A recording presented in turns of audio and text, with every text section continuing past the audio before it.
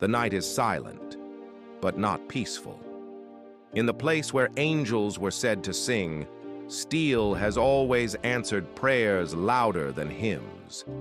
Bethlehem was never born gentle. It was born surrounded by fear.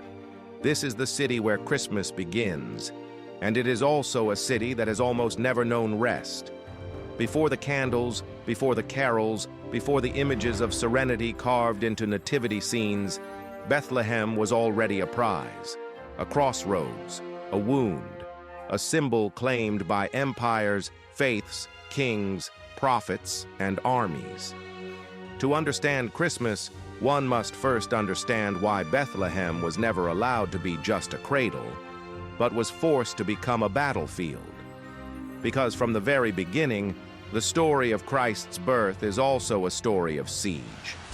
Roman banners watched the hills, soldiers marched the roads, census lists were tools of control, not paperwork. Mary did not give birth under a peaceful sky. She gave birth under occupation. Joseph did not travel freely. He moved under imperial command. And the child born in a manger entered a world where power was enforced with swords. The first Christmas happened in a war zone. Bethlehem stood barely 6 miles from Jerusalem, the nerve center of Roman authority in Judea. That proximity made it dangerous. Rome tolerated no prophecy that hinted at kingship outside Caesar's shadow. And Bethlehem, known as the City of David, was soaked in royal memory. Every whisper of a Messiah echoed like treason. Herod knew this, and Herod was afraid. The gospel account of the massacre of the innocents is not an isolated act of madness. It fits the psychology of a ruler who survived by terror. Herod had sons executed, wives eliminated, advisors silenced.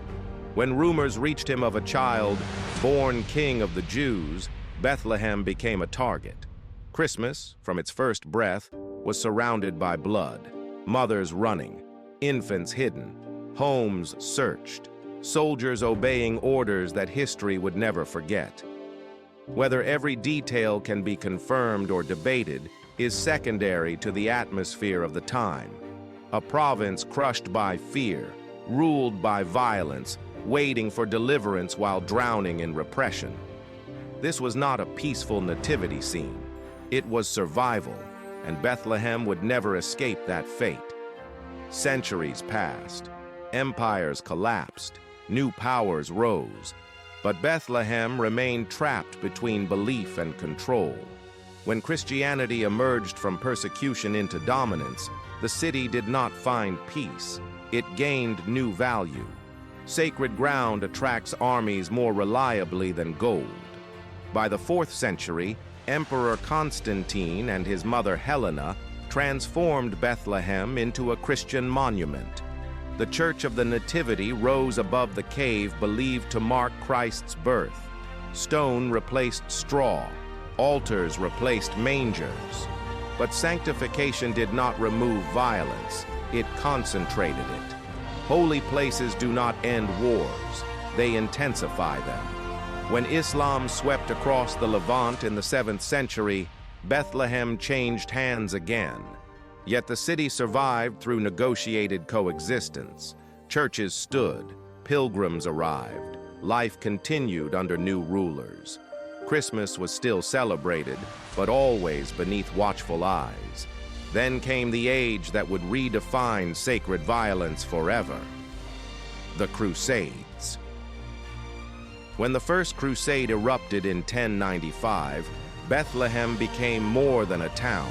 It became proof that God favored conquest, proof that land could be redeemed through blood, proof that Christmas itself could be weaponized. Crusader armies marched not only toward Jerusalem, but toward every site tied to Christ's life. Bethlehem fell into their hands, and Christmas was celebrated not with humility, but with triumph. Knights prayed at the birthplace of Jesus, while their swords still smelled of war. The irony was never acknowledged. A child born without power was used to justify power taken by force. For nearly a century, Bethlehem remained under Crusader control. Churches were fortified, processions marched beneath banners of war, and Christmas sermons echoed in halls guarded by armed men. Peace on earth was spoken, but never practiced. Then Saladin came. When Muslim forces reclaimed Bethlehem in 1187, the city once again shifted hands. Unlike the sack of Jerusalem by the Crusaders decades earlier, Bethlehem was spared mass slaughter. Churches remained. Clergy continued. Yet the lesson was clear. Sacred geography meant perpetual instability. Bethlehem did not belong to itself. It belonged to whoever could hold it. As centuries rolled forward, Ottoman rule brought relative stability, but never sovereignty. Taxes weighed heavy. Armies passed through.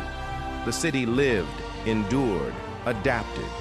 Christmas survived, but always as ritual under control.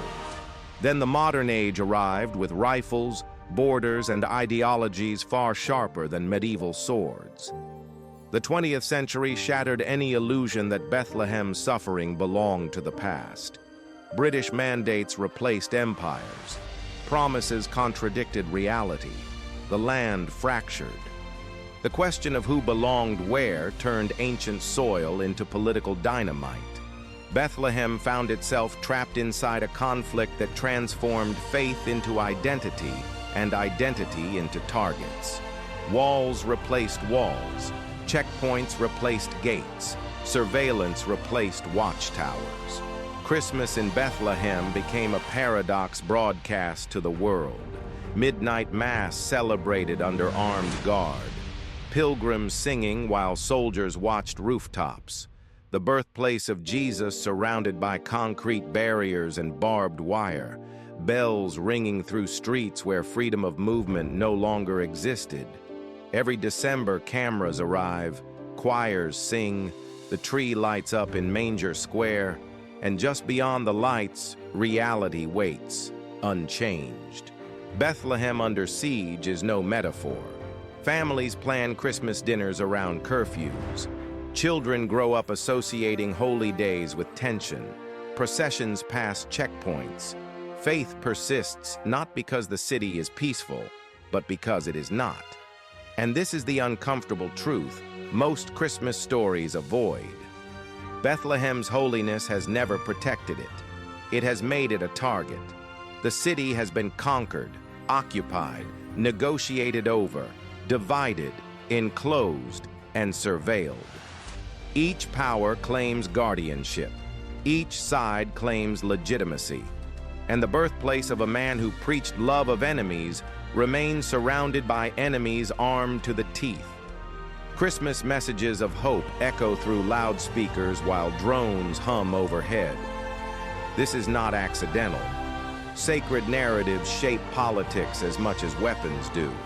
Whoever controls Bethlehem controls a symbol billions recognize, and symbols are worth fighting for. Yet amidst this, something unsettling endures.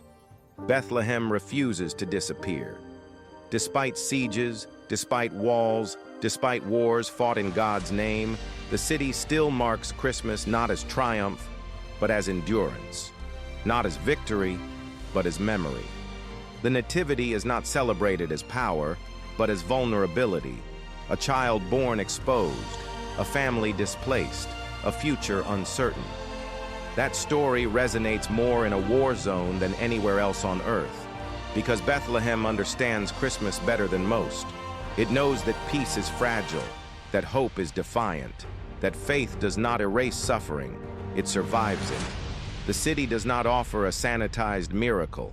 It offers a mirror. Look closely, and the Christmas story becomes impossible to romanticize. A pregnant woman searching for shelter, a child born under occupation, a ruler responding with violence, families fleeing across borders. This is not ancient history. It is a pattern, and Bethlehem still lives inside it. Every December, the world pretends the story ended with angels, but Bethlehem knows it continued with soldiers, and walls, and fear, and faith tested under pressure.